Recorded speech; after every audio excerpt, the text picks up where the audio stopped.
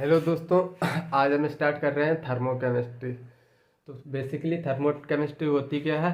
तो थर्मोकेमिस्ट्री जब law of thermodynamics की शादी केमिकल रिएक्शन से करा दें तो फिर उसको बोलते हैं थर्मोकेमिस्ट्री। आई थिंक तुमको समझ आया होगा। तो थर्मोकेमिस्ट्री बेसिकली क्या होता है? Thermochemistry when law of thermodynamics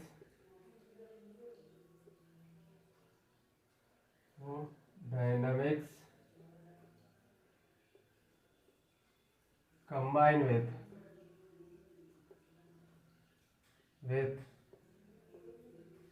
chemical reaction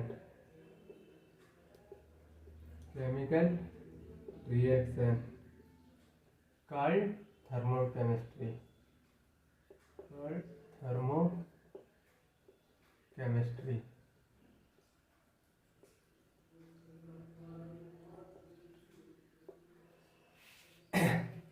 तो थर्मोकेमिस्ट्री में हम बेसिकली केमिकल रिएक्शन के लिए डील करेंगे। और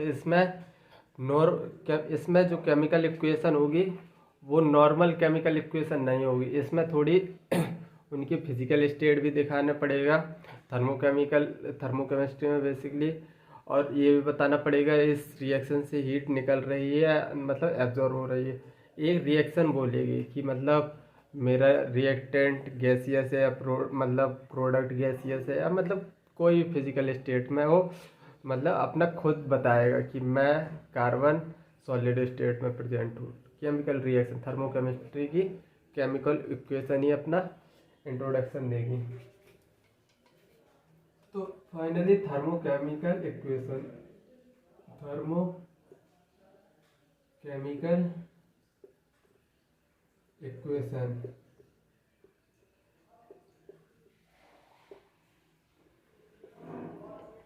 thermochemical equation shows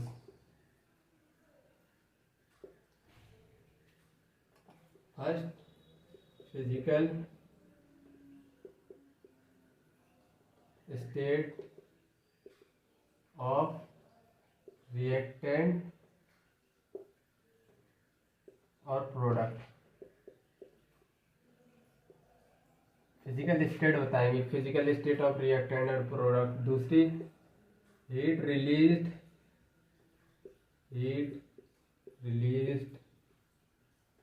और absorb in chemical reaction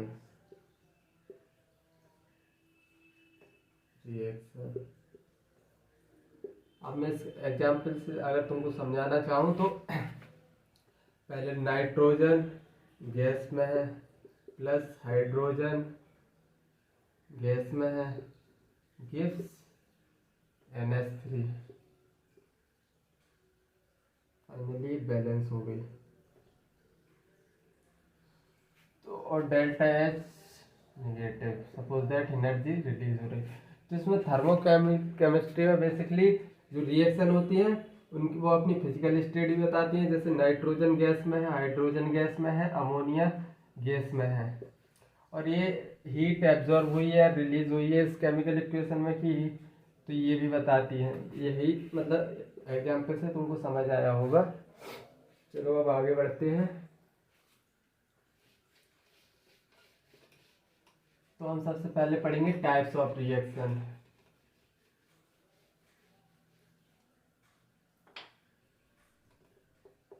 types of reaction.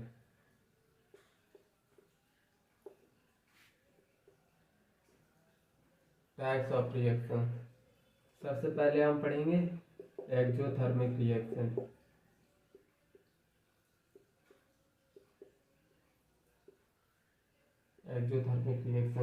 Exothermic reaction basically heat release करती है।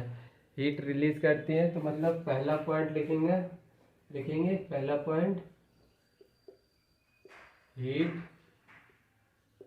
रिलीज्ड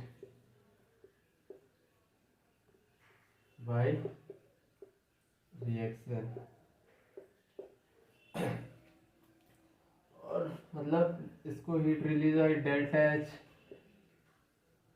निगेटिव से दिखाते हैं। अभी समझाऊंगा ये पॉइंट। इसका ग्राफ कुछ ऐसे आता है।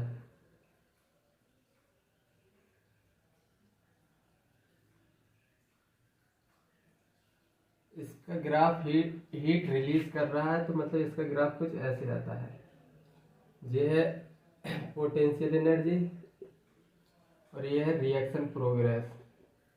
रिएक्शन प्रोग्रेस बेसिकली इसका ऐसे ग्राफ आता है। ये है एनर्जी ऑफ रिएक्टेंट हीट और ये होती है एनर्जी ऑफ प्रोडक्ट। बेसिकली हम डेल्टा एच को लिखते हैं heat of product minus heat of reactant. तो इसमें एनर्जी ऑफ प्रोडक्ट ज़्यादा है, एनर्जी ऑफ प्रोडक्ट ज़्यादा है और एनर्जी ऑफ रिएक्टेंट कम है। मतलब कि हीट ऑफ एनर्जी को कैसे लिखते हैं, heat of product minus heat of reactant. अब इसमें देखो रिएक्टेंट की प्रोडक्ट मतलब ये कम है, एनर्जी ऑफ प्रोडक्ट कम है, और जबकि एंथैल्पी ऑफ रिएक्शन ज़्यादा है, मतलब कि नेगेटिव आना है। इसका ये सिंबल होता है। और इसमें क्या होता है, तो इसमें प्रोडक्ट फाइनली प्रोडक्ट इसमें स्टेबल है या कम स्टेबल है। एनर्जी प्रोडक्ट के पास कम है, तो मतलब प्रोडक्ट इज मोर स्टेबल।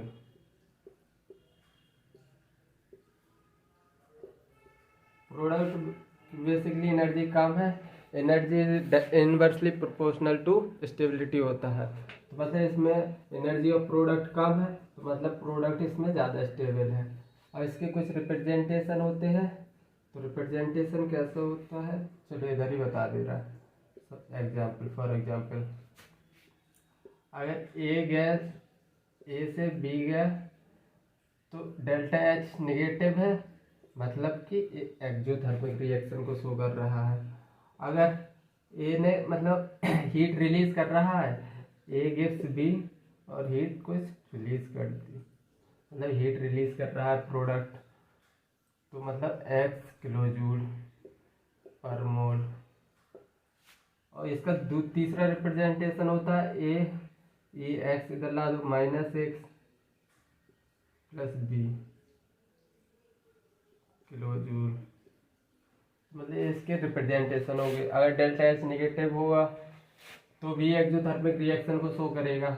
अगर प्रोडक्ट में एनर्जी ऐड हो रही है तो मतलब ये एक्सोथर्मिक होगा। रिएक्टेंट से अगर एनर्जी लूज हो रही है तो मतलब फाइनली एक्सोथर्मिक होगा। इसके रिप्रेजेंटेशन होते हैं। रिप्रेजेंटेशन में तुमको एग्जामिनर फंसाता है। वैसे डेल्टा एच निगेटिव तो हमको पता रहता है। तो अब आप पढ़ेंगे हम एंडोथर्मिक रिएक्शन।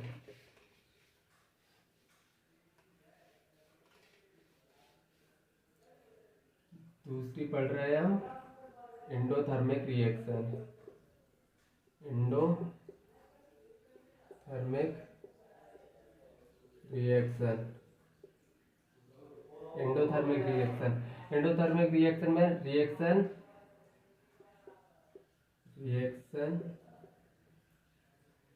which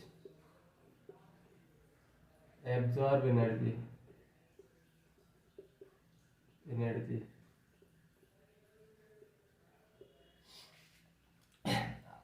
तो इसका ग्राफ कैसे बनेगा एंडोथर्मिक का,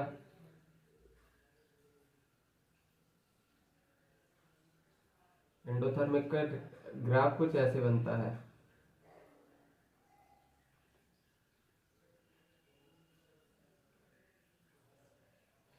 तो ये एंडोथर्मिक का ग्राफ है। पोटेंशियल एनर्जी है, ये रिएक्शन प्रोग्रेस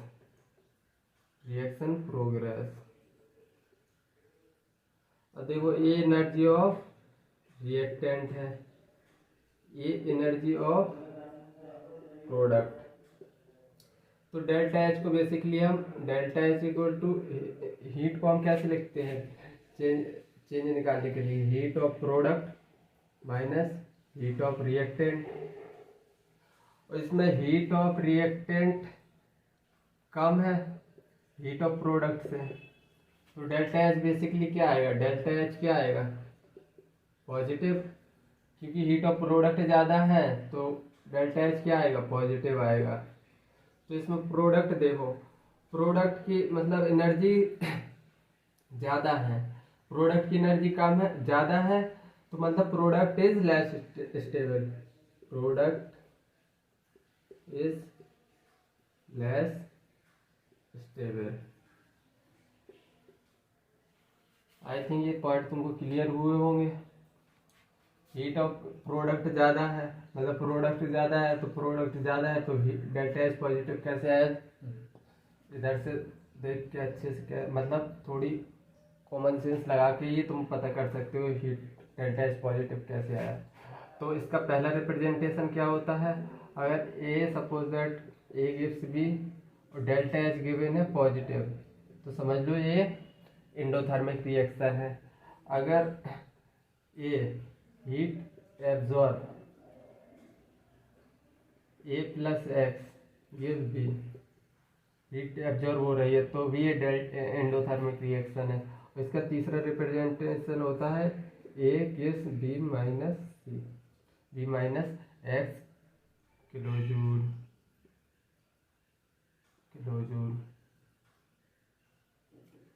तो आई थिंक तुमको एंडोथर्मिक एक्सोथर्मिक अच्छी तरह से रिएक्शन समझ आई होंगी। अब बढ़ते हैं आगे की तरफ।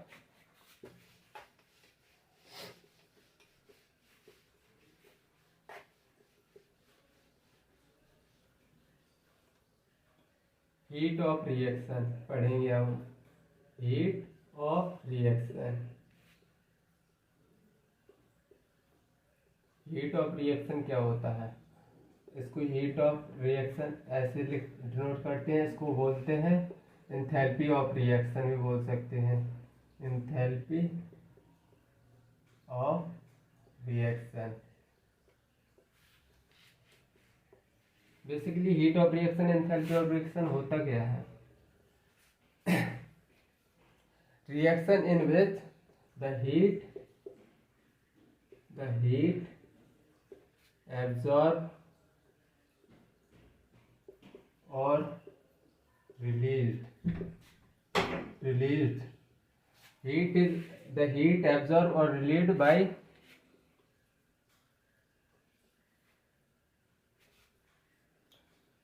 during a chemical reaction, during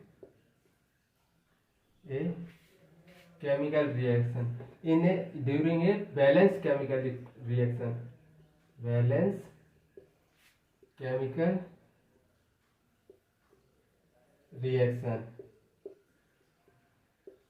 heat absorbed during a balanced chemical reaction in which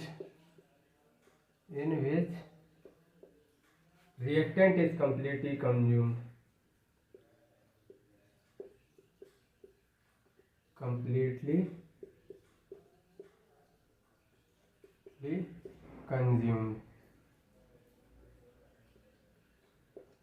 definition को थोड़ी समझने की कोशिश करो। द हीट एब्जॉर्ब और release during a balance chemical reaction in which reactant is completely consume. अब देखो इसके तुमको एग्जाम्पल से तुमको समझा रहा हूँ बेसिकली हीट ऑफ रिएक्शन क्या होता है, तो कुछ एग्जाम्पल से समझा रहा हूँ तुमको।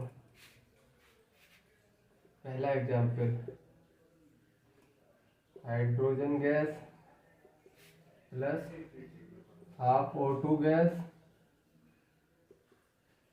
gives H2O liquid, heat of reaction. क्या ये रिएक्शन में फिजिकल स्टेट भी लिखे हैं, बैलेंस रिएक्शन, क्या बैलेंस रिएक्शन है, हाँ, तो मतलब हीट ऑफ रिएक्शन ही है। दूसरा एग्जाम्पल लिखेंगे, hydrogen gas plus O2 gas gives H2O liquid. क्या ये हीट ऑफ रिएक्शन है, सर ये बैलेंस नहीं है, इधर ये गायब है इधर, तो मतलब ये हीट ऑफ रिएक्शन नहीं है। ऐसे ही एग्जाम्पल और करते हैं, H2 gas plus O2 gas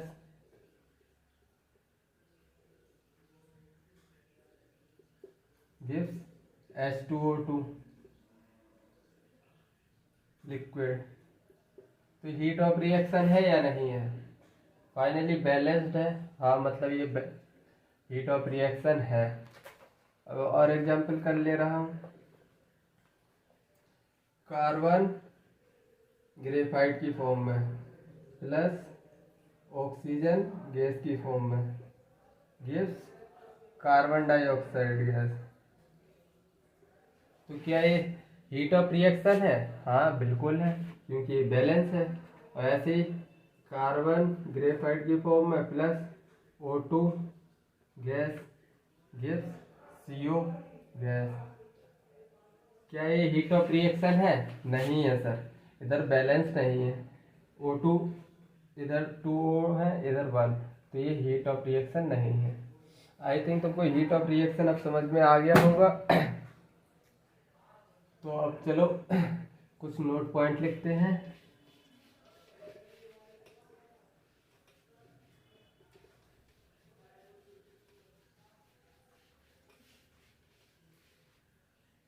note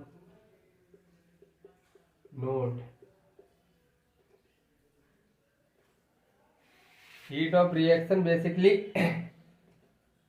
पहला point, heat of reaction is calculative only for balance chemical reaction, only for balance chemical reaction. Heat of reaction basically balance chemical reaction के लिए ही बनी है हीट ऑफ रिएक्शन। दूसरी, at temperature 25 degree Celsius heat of reaction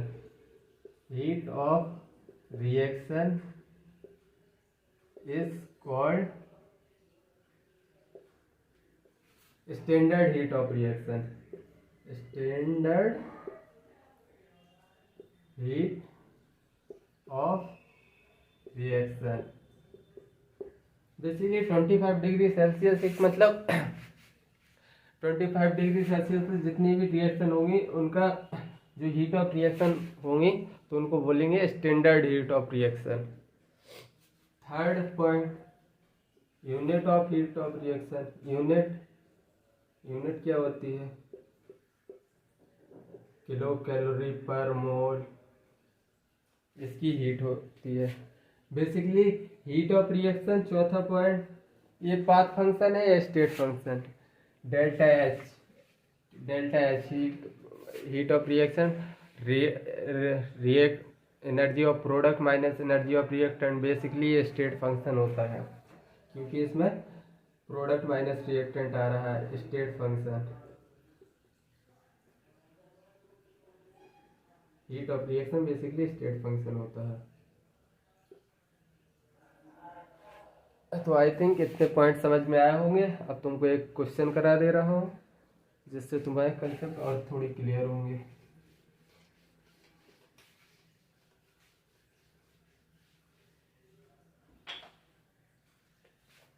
तो question करवा दो।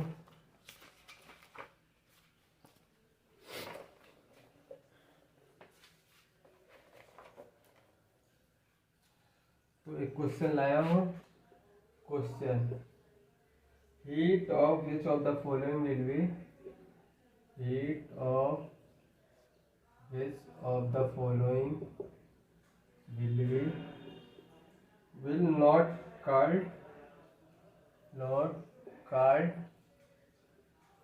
heat of reaction,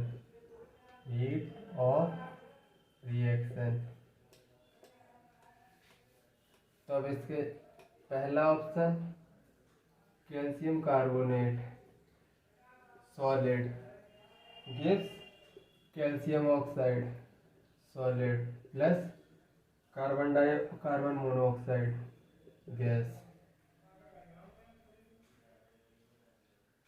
carbon dioxide होगा B option, basically 2SO2 gives 2SO2 plus O2.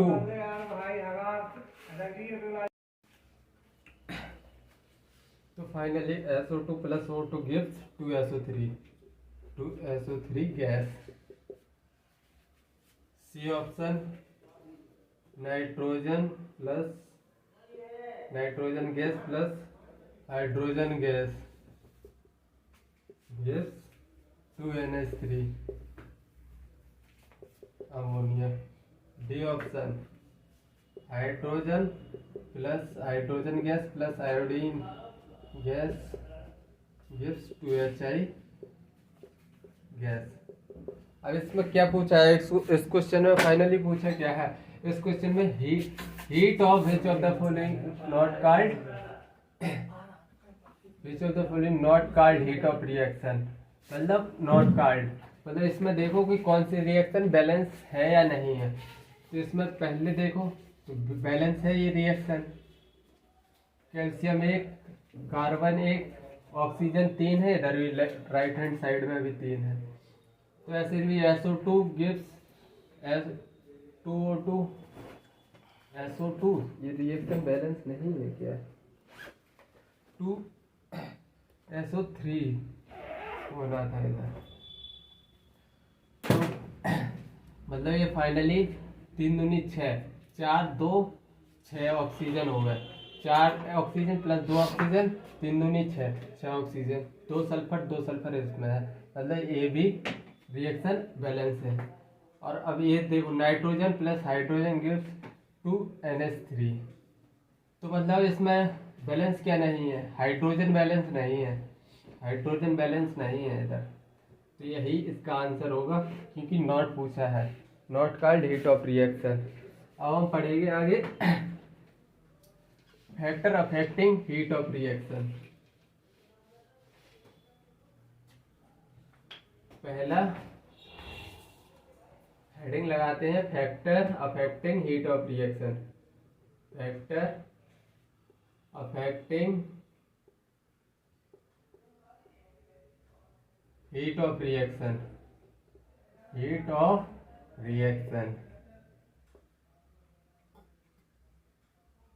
तो इसमें हम 3-4 फैक्टर पढ़ने वाले हैं, 4-5, और उसमें फिर हम न्यूमेरिकल भी करेंगे। तो पहला फैक्टर हम देखते हैं, तो amount of reactant,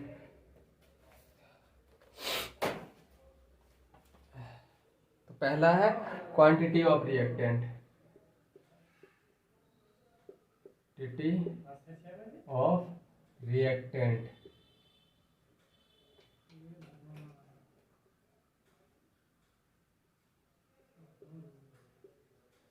quantity of reactant में सबसे पहले सपोज दैट एक इक्वेशन है, carbon graphite react with O2 gives CO2।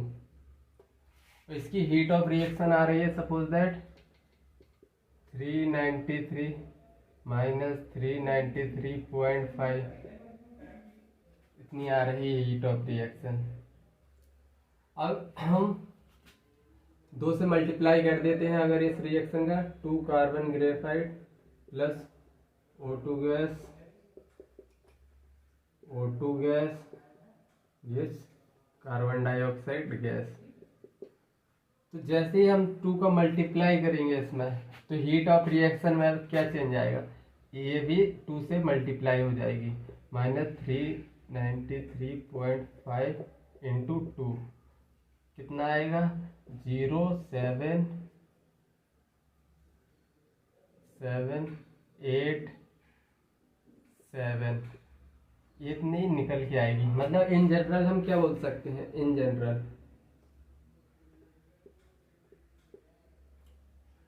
General अगर A reaction plus B gives C, इसकी हीट ऑफ रिएक्शन आया सपोज दैट एक्स, अगर हम इसी रिएक्शन को एन से मल्टीप्लाई कर दें, Na plus Nb gives Nc, तो हीट ऑफ रिएक्शन इसमें कितना लिखेंगे हम, NX लिखेंगे या नहीं, मतलब मल्टीप्लाई कर देना है, जितना स्टोइकोमेट्रिक कोएफिशिएंट मल्टीप्लाई हो रहा है उतने का मल्टीप्लाई करो। ये है पहला हो गया क्वांटिटी ऑफ रिएक्टेंट पे।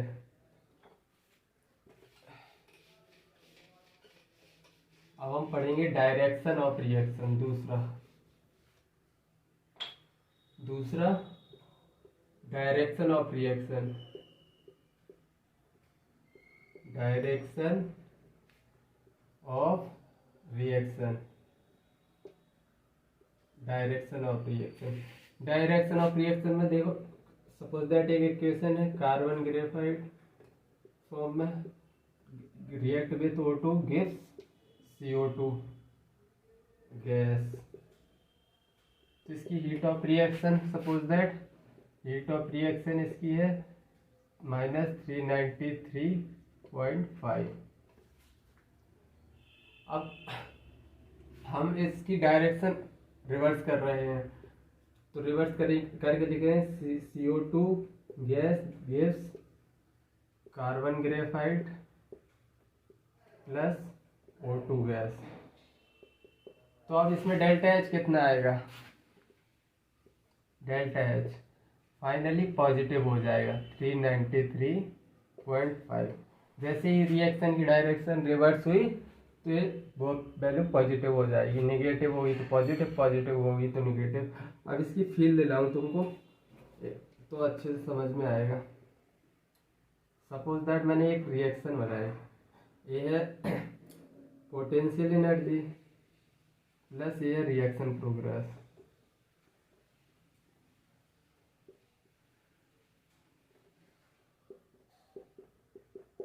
तो सपोज दैट ये बनी है, ये एक ग्राफ बना है, एक किस अगर इस साइड से जा रहे हैं तो ये ग्राफ क्या है, हीट को क्या कर रहा है, एब्जॉर्ब कर रहा है। तो मतलब इसमें डेल्टा H क्या है, हीट एब्जॉर्ब कर रहा है, मतलब कि एंडोथर्मिक है, डेल्टा H पॉजिटिव है। अगर इसी रिएक्शन को हम बैकवर्ड डायरेक्शन में लेके जाएं, बैकवर्ड डायरेक्शन में, तो क्या ये एक्सो की तरह दिखाई दे रहा है, एक्सो में रिलीज हो रही, मतलब जो पहले रिएक्टेंट था अब वो प्रोडक्ट, मतलब जो रिएक्टेंट इनिशियली रिएक्टेंट की तरह बिहेव कर रहा था वो इनिशियली प्रोडक्ट की तरह बिहेव करेगा। तो इसमें अगर रिवर्स डायरेक्शन में जाएंगे तो डेल्टा H क्या हो रहा है, निगेटिव, मतलब एक्सोथर्मिक। इधर से अगर तुम इस साइड जा रहे हो तो एंडोथर्मिक है, डेल्टा H पॉजिटिव। अगर हम रिवर्स डायरेक्शन में जा रहे हैं तो ये ग्राफ है एक्सोथर्मिक का, मतलब डेल्टा H निगेटिव का। आई थिंक तुमको ये डायरेक्शन ऑफ रिएक्शन समझ आया होगा। अब थर्ड पॉइंट की तरफ चल रहे हैं।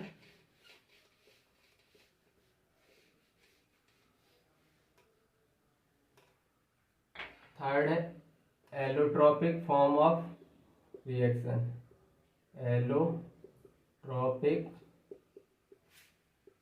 Form of reaction. तो suppose that carbon graphite plus oxygen gives carbon dioxide. इसका डेल्टा H निकल के आया -3.59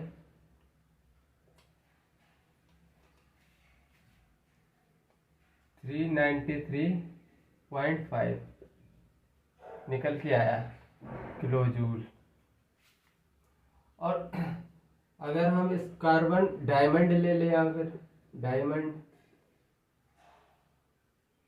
प्लस O2, ये सब गैस है, ये भी गैस है, O2 gas gives CO2 gas. तो इसकी डेल्टा H देखी गई, तो इसकी डेल्टा H आई है -399.5 किलो जूल। इसको हम न्यूमेरिकल में समझेंगे इसको अच्छी तरह से। फिर फोर्थ होता है कंडीशन ऑफ रिएक्शन,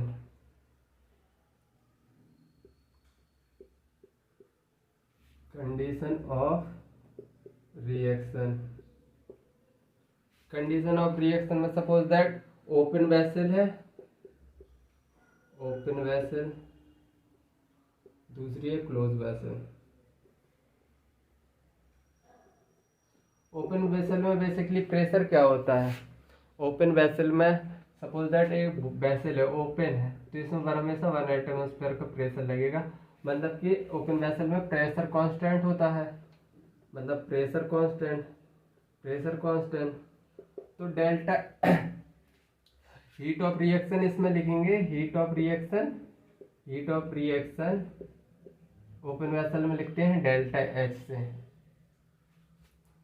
और क्लोज वेसल तो वॉल्यूम कांस्टेंट होता है इसमें, वॉल्यूम कांस्टेंट। तो इसमें हीट ऑफ रिएक्शन लिखेंगे, heat of reaction delta U से। और बेसिकली हमने एक फॉर्मूला पढ़ा था, delta H is equal to delta U plus delta N G R T gas के लिए। ये इसमें उपयोग में आएगा। आई थिंक इतना तुमको क्लियर हुआ होगा। अब मैंने तुमको 4 फैक्टर पढ़ाए हैं, अब 4 फैक्टर पे क्वेश्चन कैसे आते हैं अभी मैं करवा दे रहा हूँ।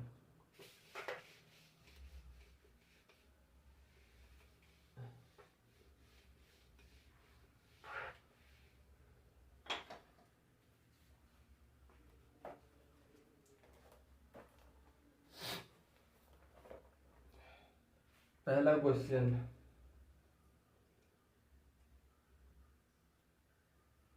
Question, if heat of reaction hydrogen plus half O2 gives H2O is -x kilojoule पर मोल, then the heat of reaction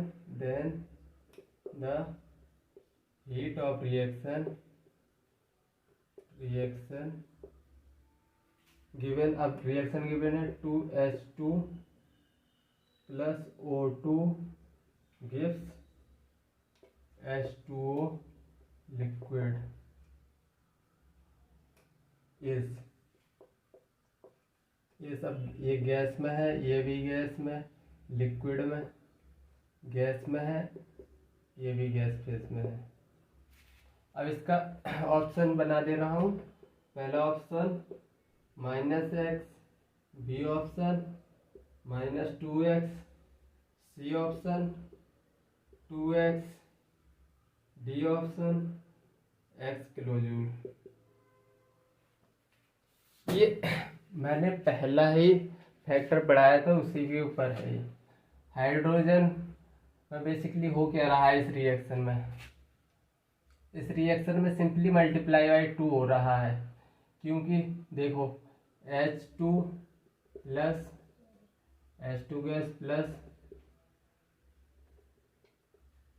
gas plus half O2 gas gives H2O liquid. इसकी हीट ऑफ रिएक्शन गिवन है -x heat of reaction.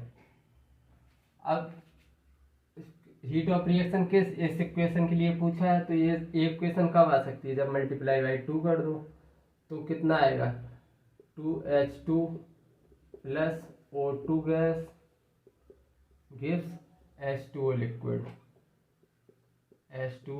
Liquid.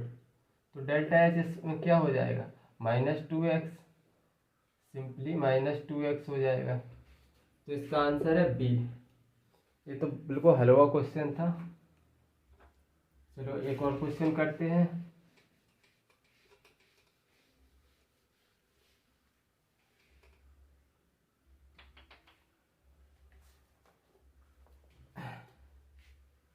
Question, heat of reaction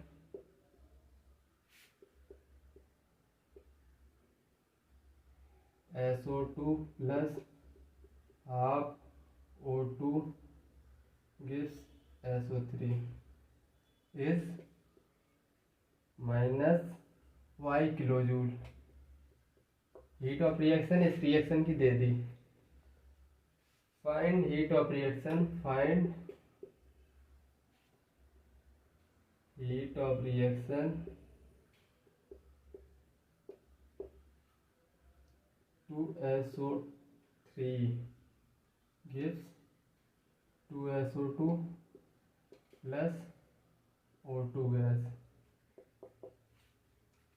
इसमें पहला option है +Y kilo joule, B option है -Y kilo joule, C option है -2Y kilo joule, D option है +2Y kilo joule. अब simply ये question करके बताओ, हीट ऑफ रिएक्शन इतना -Y kilo joule, find heat of reaction इसके लिए। अब ये वाली रिएक्शन देखो, तो पहला तो इसमें 2SO3 है, SO3 1 है, मतलब मल्टीप्लाई भी हो रहा, और डायरेक्शन भी SO2 की रिवर्स हो रही है इसमें, मतलब इसमें दोनों कंसेप्ट लगेंगे, इसमें पहला रूल भी और फिर डायरेक्शन ऑफ मतलब रिवर्स वाला भी लगेगा, दोनों रूल लग रहे हैं फर्स्ट और सेकंड। तो इसको फाइनली इस रिएक्शन, एक टारगेट रिएक्शन अपनी ये वाली रिएक्शन है टारगेट रिएक्शन, तो इसको सबसे पहले हम रिवर्स करेंगे पहली इक्वेशन को, SO2 प्लस हाफ, सोल्यूशन देखो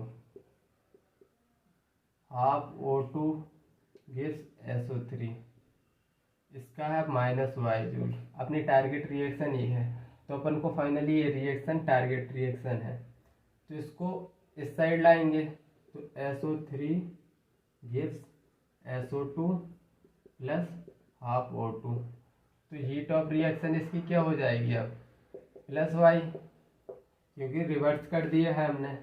अब इसमें हो रहा है ×2, ×2 करो, 2SO3 plus 2SO2 plus O2, तो डेल्टा H अब क्या हो जाएगा 2Y, और फाइनली ये टारगेट रिएक्शन से जैसे दिखाई दे रही है या नहीं, टारगेट रिएक्शन आ गई है, सिंपली मतलब 2Y आंसर होगा इसका, +2Y, फोर्थ आंसर। चलो और क्वेश्चन करवा रहा हूँ।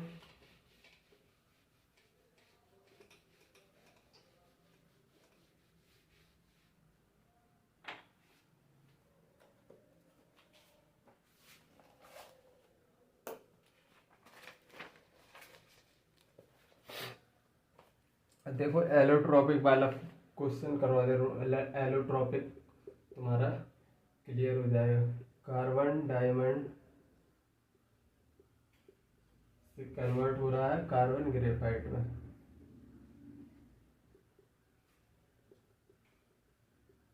तो डेल्टा H आ रहा है इसका -6 किलो जूल पर मोल। By the given reaction it can be by the given reaction it can be deduced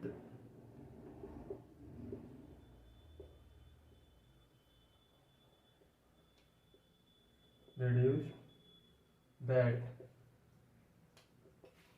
पहला option diamond is heavier than graphite,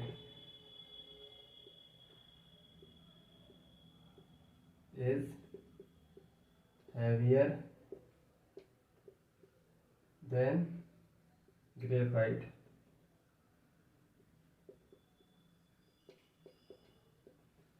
दूसरा graphite is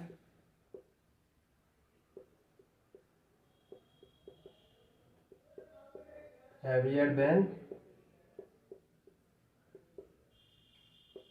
diamond,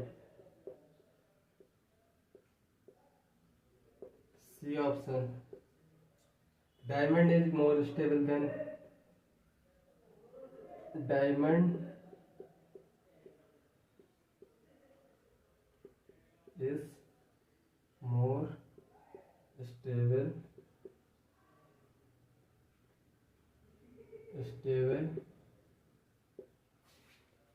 than graphite,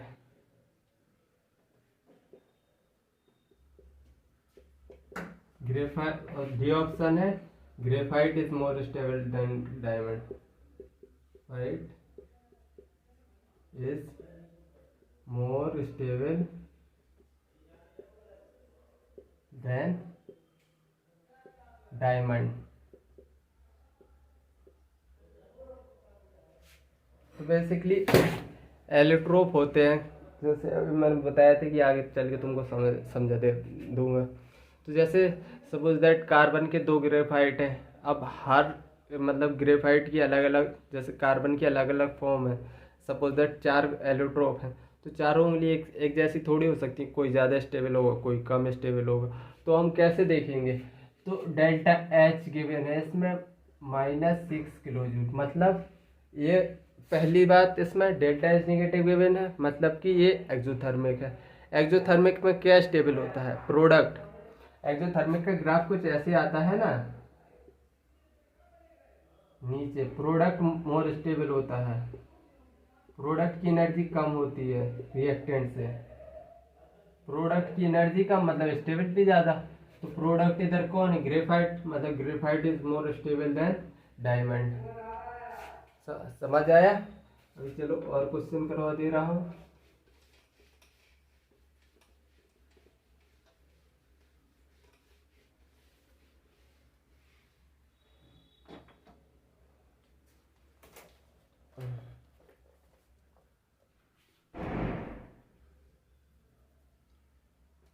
पहला, at 500 kelvin enthalpy of vaporisation, enthalpy of vaporisation, enthalpy of vaporisation कितना है? Vaporisation of a liquid is, of a liquid is 10 kilo calorie per mole. Find the heat of vaporisation, vaporisation of 3 mole liquid at constant volume.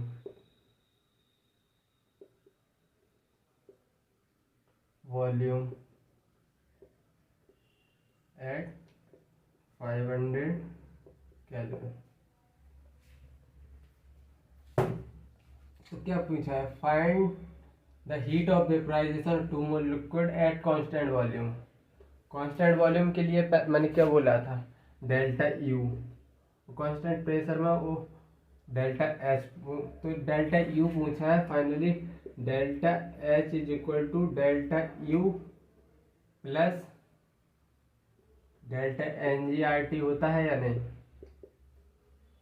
तो delta N G enthalpy of vaporization बोला है। तो enthalpy of vaporization मतलब कि a liquid gas में change हो रहा है। तो डेल्टा एन जी कैसे फाइंड करते हैं? Stoichiometric coefficient of product, gaseous product upon stoichiometric coefficient of gaseous reactant.